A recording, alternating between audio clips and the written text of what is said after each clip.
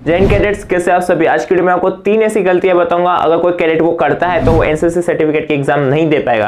तो सबसे पहली जो कॉमन मिस्टेक है वो है परेड की। यानी कि आपको पता है हमारी साल भर में जो एनसीसी की परेड का जो ड्यूरेशन होता है वो कुछ मंथ्स का होता है, 5 to 6 मंथ का टाइम पीरियड होता है। जनरली हमारे यहाँ पे जून या जुलाई से परेड्स वगैरह स्टार्ट होती है, तो चलती है जनवरी के मंथ तक, ठीक है, जनवरी तक चलती है। कि हमारे पास 6 मंथ का टाइम रहता है और हम देखें तो एक वीक में हमारी 2 परेड मिनिमम लगती है। तो यानी कि महीने में हम कह सकते हैं हमारी 4 वीक्स होते हैं, तो 4 to 8 यानी कि 8 परेड्स होती है। तो 8 into 6 48 परेड्स के हम मान लेते हैं लगभग, पर ये इनका नंबर कभी 40 भी हो सकता है, कहीं कहीं पे ये 50 भी हो सकता है। ये डिपेंड करता है कि आपकी बटालियन कौन सी पहले चीज। दूसरी चीज आपके यहाँ पे कितनी जल्दी एनसीसी स्टार्ट हो जाती है, सेशन कब स्टार्ट हो जाता है, ठीक है। तो हम मान के चलते हैं हमारे यहाँ पे 40 परेड्स लगती है, ठीक है। अब 40 का अगर हम 75% निकालेंगे तो 30 के आसपास आएगा, यानी कि मिनिमम आपको 30 परेड तो अटेंड करनी ही करनी है। तो 75 अटेंडेंस रहेगी, परसेंटेज अटेंडेंस रहेगी, तो ही आप एनसीसी का एग्जाम दे पाएंगे, ठीक है। हर जगह ये रूल थोड़ा चेंज हो सकता है, बट मैं आपको एक एग्जाम्पल के थ्रू समझा रहा हूँ कि आपकी एक मिनिमम परसेंटेज में अटेंडेंस होनी चाहिए,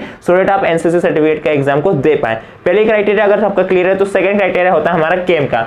एनसीसी में एक सीएटीसी कैंप होता है, बेसिक कैंप होता है, ये हर एक कैडेट को करना कंपलसरी होता है, ठीक है। इस कैंप को करे बिना कोई भी कैडेट एनसीसी सर्टिफिकेट की एग्जाम नहीं दे सकता, ठीक है। इस कैंप को करे बिना कोई भी कैडेट सर्टिफिकेट की एग्जाम नहीं दे सकता, क्योंकि इस कैंप पे हमें एग्जाम से रिलेटेड पढ़ाया जाता है, ड्रिल टेस्ट होता है, वेपन ट्रेनिंग होगा, कम्युनिकेशन हो गया, मैप रीडिंग हो गया, इन सब से रिलेटेड सारी इन्फॉर्मेशन दी जाती है और इवन फायरिंग कराई जाती है, ठीक है। वो काफी एडवेंचरस कैंप होता है एनसीसी का। तो ये कैंप करना 10 डेज का कंपलसरी होता है। इसको करने के बाद ही आप सर्टिफिकेट एग्जाम दे सकते हैं। तो जिन भी कैडेट ने नहीं किया तो वहां उन्हें थोड़ी प्रॉब्लम हो सकती है कि फिर उन्हें जो भी वैलिड रीजन था वो प्रोवाइड करना होगा, उनका 10 डेज का कैंप भी लग सकता है, काफी सारी चीजें हो सकती है, ठीक है। बट अभी फिलहाल काफी कम समय बचा है तो मैं आपको बता दूं, last but not least no activity. आपको पता है एनसीसी एक वॉलंटरी ऑर्गेनाइजेशन है, यानी कि आप स्वेच्छा से इसमें एनरोल हो सकते हैं। बस इसके लिए आपका जो रिटर्न, मेडिकल और फिजिकल जो एक टेस्ट होता है उसे क्लियर करना होता है, उसकी वजह से स्वेच्छा से आप ज्वाइन कर सकते हैं। इसमें यहाँ किसी तरह कोई पैसा नहीं लगता, ठीक है।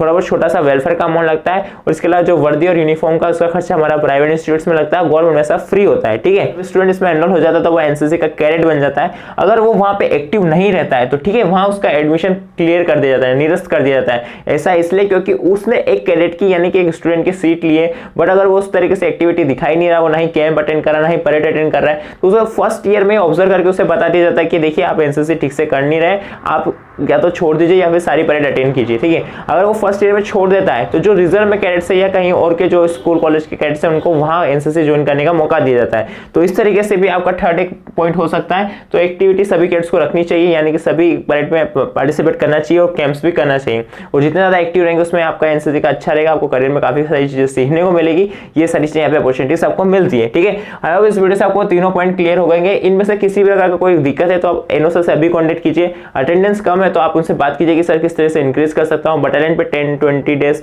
हमें लगातार बुला लीजिए, हमें वहाँ पे ड्रिल वगैरह सिखा दीजिए, ये सारी चीजें भी हो सकती है। इसके अलावा आप कैंप का भी प्रावधान रख सकते हैं कि सर कौन से 10 डेज का कैंप नहीं सही तो 5 दिन का बटालियन पे कैंप रख लीजिए, सो दैट आप कैंप करके आप एनसीसी सर्टिफिकेट की एग्जाम दे पाए, ठीक है।